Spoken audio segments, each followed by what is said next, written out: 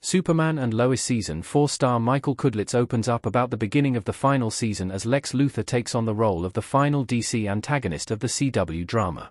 It's the beginning of the end of an era for the CW as their final Arrowverse show has finally returned for the final season. Following the massive Superman and Lois Season 3 ending, Season 4 finally premiered tonight, picking up right where they left off with the Man of Steel and Doomsday's showdown. Superman and Lois Season 4, Episodes 1 and 2 serve as the show's own adaptation of the death of Superman, as they put their own spin on it.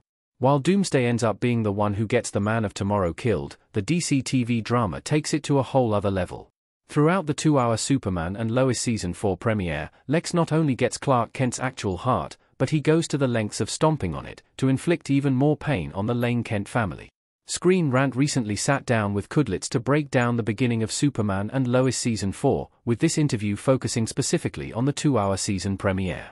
Cudlitz detailed how he landed the role of Lex, the responsibility of being the final main villain of the series, and adding new elements to the iconic foe from previous live-action incarnations. Cudlitz also shared how the darkest Lex moment in Superman media was made during production, and what key dynamics will be crucial to follow for the rest of the season. Michael Cudlitz shares the journey of becoming Lex Luthor on Superman and Lois. I always knew about Superman, I always was aware of Lex Luthor. Michael Cudlitz, before this, Superman played more of a role in my life so far as the TV show, the original TV show, as a kid growing up, watched it all the time. I was not a follower of the comics, something I talked about when I started doing The Walking Dead. The comics have never been a big part of my life as a kid. For me, my escape was actually to go out and be involved in theater and the band and all those things at school.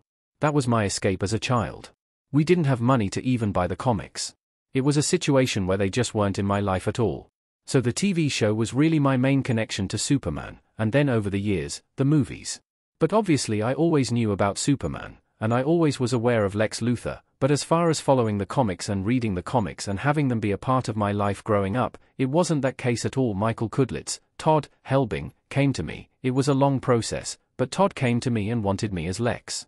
For a long time, they didn't think that they could get me, laughs, that's all on them. We kept hearing about that they were going to be asking or looking into. But it took them about 4 or 5 months before we actually really heard from them, and then when I heard about it, I absolutely wanted to do it. It's the opportunity of a lifetime. It's, literally, the original bad guy, so yeah, of course, laughs, but also terrifying. Michael Cudlitz, that's the kind of thing with television, a lot of it is as you get it, that's kind of the nature of the format. But early on, when I started doing the research for it, the more research I did, the more I realized that between the worlds and the universes and the retcons and all these different iterations of Lex, the more research you do into all of the different material, the more you realize it's all valid. You can go in so many different directions with Lex and still be true to the source material.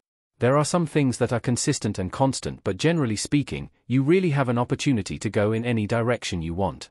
When Lex first came on, his red hair, his overweight, and his commanding this army on this floating island, dirigible that is going to take over the world, you know. The modern Lex is completely bald, shaved, suit, and then in between all that, you have all these different looks that Lex has, depending upon what world we're in, or what universe or what storyline. We had a lot of fun with that basic stuff. You get a sense that we're not locked into what the Lex of the moment. I believe we pay homage to the history of Lex and where his roots are. Story-wise, I knew that we kind of stayed with the suicide slum stuff with the abusive parents, which we'll see later in the season. I don't think that's too much of a spoiler, because that's the world we're in. But when you first see me, when I'm doing push-ups, in the jail cell, you can see, very obviously, cigarette burns on his back, so the groundwork for that has been laid. For those who really do follow, they will have caught on that, and for some that don't, that's okay, because they have that information now.